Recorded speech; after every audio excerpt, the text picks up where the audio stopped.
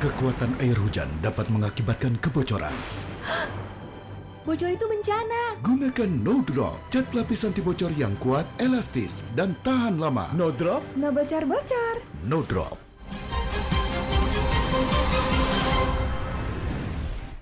Dipersembahkan oleh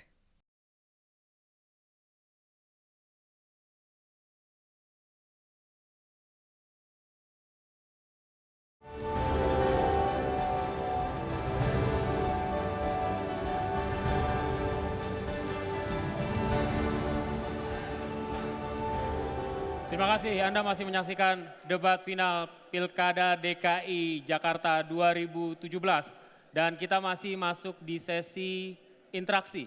Saya berikan kesempatan sekarang untuk bertanya kepada pasangan nomor urut 1, pasangan nomor urut 2 boleh bertanya kepada pasangan nomor urut 1. Waktu Anda 1 menit dimulai dari Anda menyampaikan pertanyaan.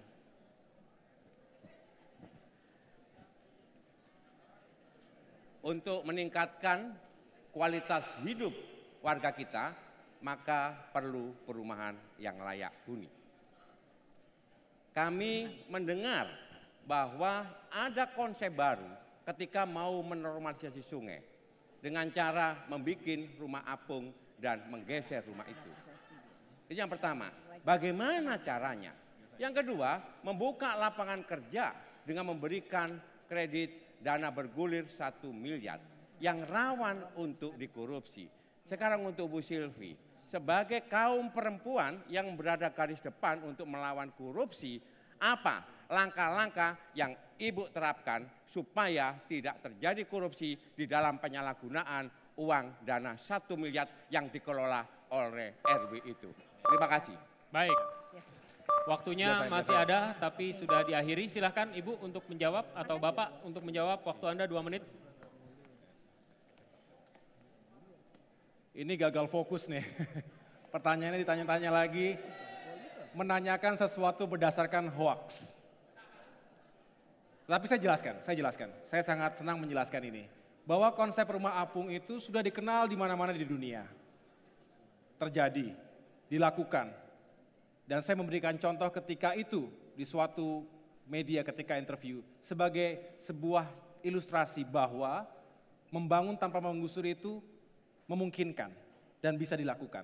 Tetapi tidak pernah dalam satu program kami berdua yang menempatkan rumah apung sebagai program unggulan Agus Silvi. Tidak pernah. Silakan dicek, silakan dibuka dokumennya, tidak pernah sama sekali. Yang kami angkat adalah bagaimana menyiapkan lahan hunian yang layak untuk penduduk Jakarta, terutama mereka yang hidupnya saat ini sangat padat dan kumuh. Kami ingin mengkonversi horizontal housing, rumah yang horizontal menjadi rumah yang vertikal. Artinya secara bertahap tempat-tempat kumuh dan padat tersebut bisa di-upgrade, bisa diremajakan tanpa harus menggusur mereka jauh-jauh secara paksa tanpa kompensasi.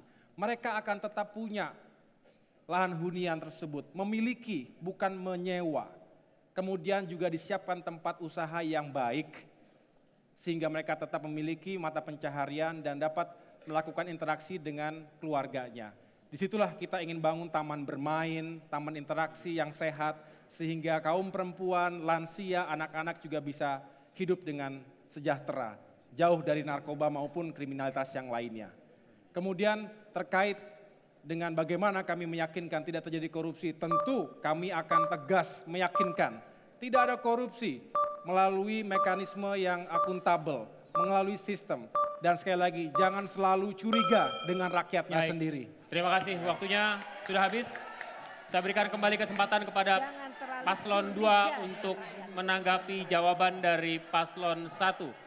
Waktunya 1,5 menit, Pak, dimulai dari Anda menyampaikan jawaban. Terima kasih.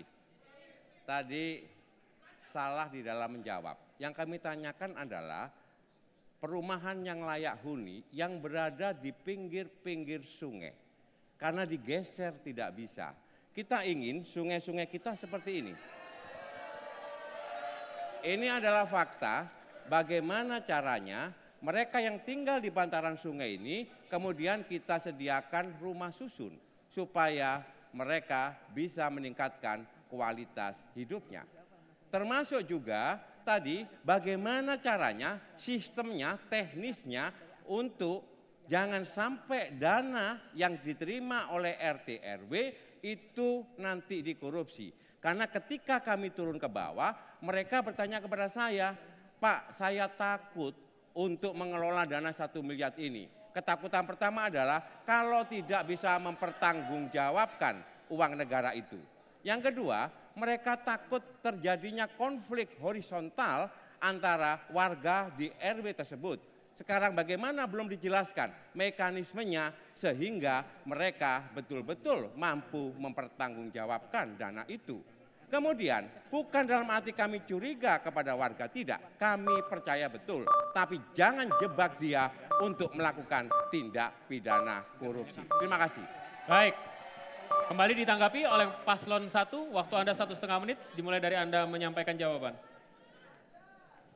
Orang bijak mengatakan, memang kalau sudah karakter susah untuk dirubah.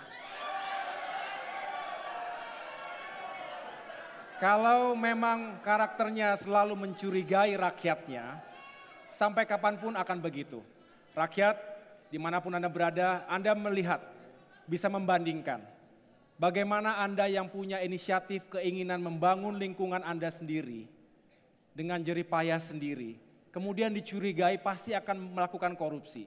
Saya tidak mendengar sama sekali. Saya bertemu dengan puluhan ribu RT RW di Jakarta. Dan semua mengatakan kami sangat mengapresiasi program yang diusung oleh paslon 1 untuk pemberdayaan komunitas 1 RW 1 miliar rupiah per tahun.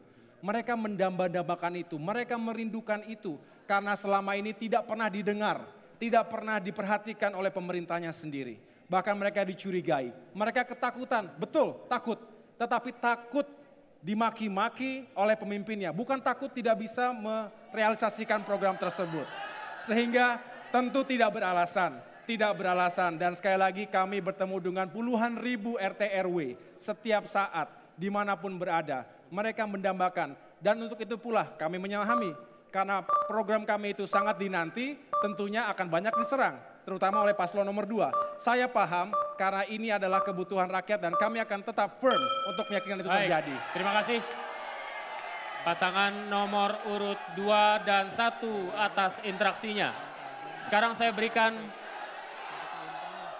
baik kita lanjutkan, sepakat kita lanjutkan. Sekarang kita berikan kesempatan kepada pasangan nomor urut 3. Mohon tenang, mohon tenang, mohon tenang, mohon tenang. Terima kasih. Pasangan nomor urut 3 untuk menyampaikan pertanyaan kepada pasangan calon 2. Waktu Anda untuk bertanya Pak, 1,5 menit. Dimulai dari Anda menanyakannya. Saya ingin menyampaikan bahwa kami menerima banyak sekali laporan bahwa jawaban kami tadi terdengar di ruangan ini tapi tidak terdengar di televisi, di rumah-rumah di seluruh Indonesia. Kami berharap ini bisa diluruskan karena jawaban tadi penting sekali untuk dipahami oleh warga Jakarta yang berkepentingan atas kebijakan 5 tahun yang akan datang. Terkait dengan pertanyaan untuk pasangan calon nomor 2. Perlindungan anak, salah satu masalah terbesar adalah kekerasan di sekolah. Dan Jakarta tidak terlewat dari persoalan ini. 84% anak-anak pernah mengalami kekerasan di sekolah. Karena itu kami ingin mendengar dari pasangan calon nomor 2, apa langkah-langkah untuk menyelesaikan kekerasan yang terjadi di sekolah. Terima kasih. Ada tambahan? Cukup? Oke, kami persilakan pasangan nomor 2 untuk menjawab pertanyaan yang dilontarkan oleh pasangan nomor 3. Waktu Anda 2 menit Pak, dimulai Anda menjawab. Ya, sebetulnya sudah kami lakukan. Kalau Anda melakukan kekerasan, bullying, maka Anda pasti dikeluarkan dari sekolah negeri. Waktu itu banyak yang protes. Makanya sekarang kita lihat di Jakarta kekerasan berantem massal itu turun. Kenapa? Orang bertanya saya, kenapa kamu begitu tega? Bukan tega, karena ini pengalaman. Adik perempuan saya, anak perempuan bapak saya satu-satunya. Di kampung kelas 3 SD berantem massal. Padahal zaman itu guru-guru dibiayai, dibantu dari bapak saya secara pribadi. Lalu seorang guru bernama Ibu Bondet masih hidup sampai hari ini. 80-an baru kita umrohkan tahun lalu. Beliau mengatakan seluruh kelas tidak boleh naik kelas. Bapak saya protes, tapi ibu saya mengatakan tidak bisa. Inilah disiplin. Maka adik saya dan satu kelas tidak naik kelas 1 tahun. Tapi akibatnya apa? Adik saya ini bisa masuk ke SMA Negeri 1 Budi Utomo di Jakarta. Lalu bisa masuk di UI. Lalu bisa lulus juga cum laude di Melbourne. Coba kalau waktu itu dibiarkan anak ini tidak dikenakan sanksi. Tentu adik saya berbeda. Dan sekarang berbeda semua nasibnya. Jadi kami terapkan di Jakarta. Kalau ada yang nekat berantem, bullying, pasti kami keluarkan. Atau tidak naik kelas. Ada 2 cara. Nah makanya sekarang kita bisa lihat hasilnya di Jakarta yang berantem antar kelas itu turun. Kalau dia pindah ke swasta masih lakukan juga, kita akan keluarkan. Lebih baik Anda ya belajar jadi tinju saja sekalian. Tapi dengan cara hukum tidak naik kelas setahun, biasanya anak-anak ini mulai berubah. Jadi sanksi yang mendidik sebagai orang tua harus kita lakukan. Karena kita adalah orang tua pada semua warga DKI. Terima kasih. Baik. Kami berikan kesempatan kepada pasangan nomor 3 untuk menanggapi. Ya. Cukup, terima kasih. Kekerasan itu ada 2, ada verbal dan ada fisik. Fisik ada 8 jenis kekerasan. Pak Basuki, mengeluarkan anak dari sekolah, sama seperti kalau anak kita nakal kita berhentikan dari anak. Nggak bisa, mereka tetap anak kita. Tidak dikeluarkan dari sekolah, justru mereka harus lebih banyak dididik. Dan yang tadi diceritakan bukan penanggulangan. Yang harus dilakukan adalah, sudah ada Pak ketika saya menjabat Mendikbud, kita mengeluarkan Permendikbud nomor 83 tahun 2016. Apa yang dikerjakan? Tahun 2015, apa yang dilakukan? Membuat gugus pengendalian kekerasan di sekolah dan di kota. Dan gugus ini terdiri dari guru, orang tua, ahli psikologi, tokoh masyarakat, tokoh pendidikan menangani di level sekolah dan menangani di level kota. Sehingga pola kekerasan itu ditangani secara sistematis. Hari ini kekerasan itu 2 ekstrim. Satu dipandang sebagai masalah pribadi anak dan lingkungan, lalu minta tolong waktu menyelesaikan, atau dianggap sebagai masalah hukum dibawa ke polisi. Sementara yang kita harus lakukan adalah menginstitusikan solusi. Solusi pengendalian ada gugus di level sekolah, ada gugus di level kota. Lalu ini didanai oleh dana Pemda. Tugasnya apa?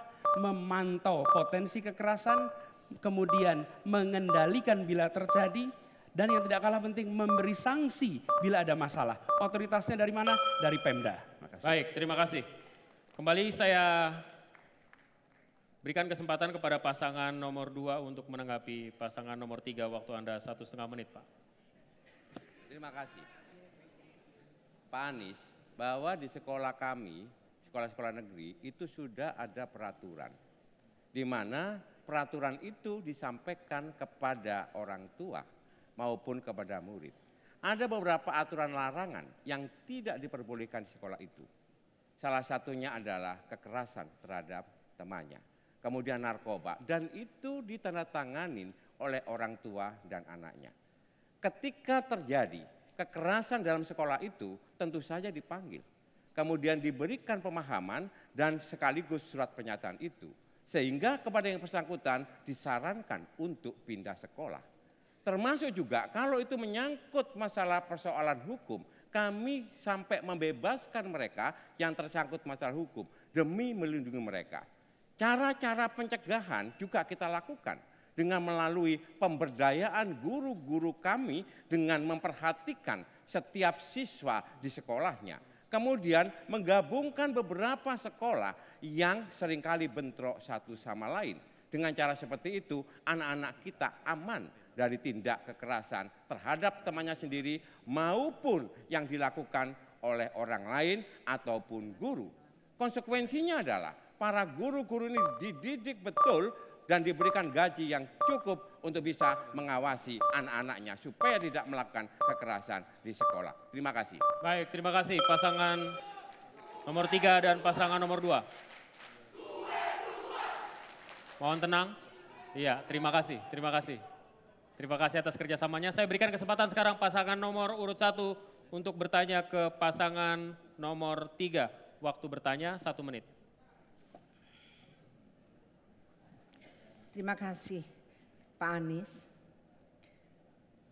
Kalau kita bicara masalah penanganan kependudukan dan peningkatan kualitas hidup masyarakat Jakarta, rasanya kita perlu konsisten dalam sikap, tindakan, dan hal-hal lainnya agar ini berjalan dan tidak membuat masalah baru.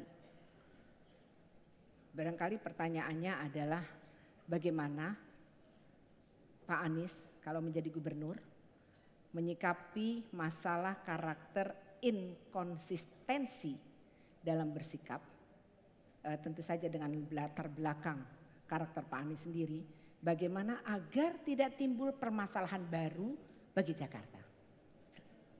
Baik, cukup Ibu. Terima kasih. Saya berikan kesempatan kepada pasangan nomor urut 3 untuk menjawab pertanyaan yang disampaikan oleh paslon 1.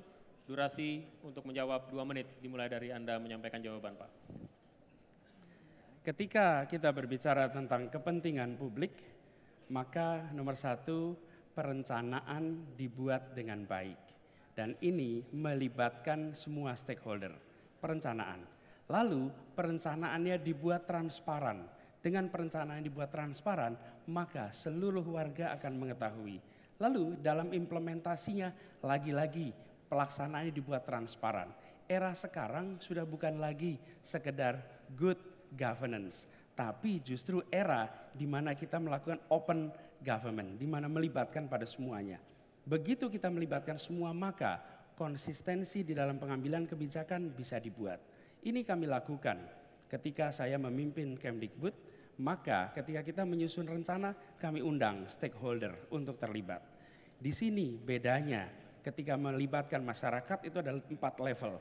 Yang pertama, sosialisasi. Program disiapkan sosialisasi. Yang kedua, dilakukan konsultasi. Lebih baik warga diminta pendapatnya. Yang ketiga, partisipasi. Warga diminta untuk berpartisipasi, masyarakat negara berbuat. Yang keempat, kolaborasi. Yang kami lakukan dengan pola kolaborasi. Dengan pola kolaborasi itu, maka konsistensi di dalam melaksanakan, konsistensi di dalam menyusun, itu bisa terjadi. Dan ini yang perlu dilakukan untuk memastikan semua dana dari rakyat yang digunakan oleh pemerintah dipakai sesuai rencana yang melibatkan publik. Terima kasih. Baik, boleh tepuk tangan? Jangan ragu-ragu kalau mau tepuk tangan. Ini agak-agak jarang, tepuk tangannya malah sunyi. Baik, saya berikan kesempatan kembali pasangan nomor 1, cukup untuk menanggapi. Waktu Anda 1,5 menit, Pak. Terima kasih. Sebetulnya tadi yang ditanyakan Ibu Sylvie adalah terkait dengan konsistensi dalam prinsip, dalam sikap. Ya, kita menyoroti bahwa ya sama-sama kita tahu apa yang telah dilewati oleh Pak Anies selama ini, dan kita semua tentu ingin meyakinkan di mana konsistensi dalam kepemimpinan jika memang harus memimpin Jakarta. Dan ini penting untuk meningkatkan kualitas hidup, tentu tidak dibutuhkan hanya inisiatif, terobosan-terobosan yang baru atau meningkatkan apa yang sudah ada. Tetapi juga kepemimpinan membutuhkan sebuah sikap dan integritas yang juga meyakinkan bahwa konsistensi itu menjadi pilar dalam meyakinkan bahwa keputusan dan kebijakan benar-benar dapat dilakukan dengan baik. Untuk itu sekali lagi mohon dijelaskan kepada kita semua seberapa Pak Anies bisa meyakinkan kepada kita bahwa itu bisa dilakukan untuk Jakarta. Terima kasih. Baik, kembali ke pasangan nomor 3 untuk menanggapi. Oke, saya mencoba menjawab Bu Sylvie dan Mas Agus. Saya yang paling bertanggung jawab mengenai masalah konsistensi ini. Yang dulu calon gubernur itu saya. Saya yang berjalan selama 1 tahun. Secara konsisten menyapa warga Jakarta, dan warga Jakarta menyampaikan secara gamblang bahwa 2 hal yang mereka inginkan. 1 adalah masalah akses pendidikan yang berkualitas tuntas dan juga terjangkau harganya, dan 2 mengenai lapangan kerja. Setelah proses, saya tahu masalahnya adalah masalah Mas Anies bergabung dengan kami, Pak Prabowo. Saya datang, saya bilang, Mas Anies, ini masalahnya pendidikan. Malam-malam sekali waktu itu, di ujung pendaftaran. Saya bilang, Mas Anies, ini panggilan untuk negara. Bagaimana Pak Prabowo? Saya yang tanggung jawab, saya akan bicara sama Pak Prabowo. Saya bicara sama Pak Prabowo, akhirnya kita berdamai dengan masa lalu, kita menatap masa depan. Kita ingin sebuah politik yang memiliki inovasi untuk warga Jakarta. Saya meyakinkan teman-teman Gerindra, teman-teman PKS yang ada di sini, mereka legowo. Mereka melihat bahwa masa depan Jakarta itu adalah harapan warga Jakarta, bukan beban politik masa lalu. Saya yakin Mas Anies dan Sandi siap memimpin Jakarta 5 tahun ke depan tanpa beban politik. Baik, terima kasih. Oke. Sesi interaksi berakhir sudah. Sudah 2 sesi kita lalui dan sudah berakhir. Kita berikan aplaus pada pasangan calon yang sudah luar biasa memberikan pertanyaan dan jawabannya.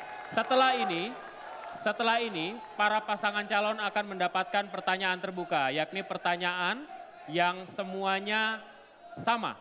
1 pertanyaan untuk semua, dan juga kita akan mendengarkan closing statement serta komitmen mereka terhadap warga dan kota Jakarta. Sesaat lagi tetaplah bersama kami. Dipersembahkan oleh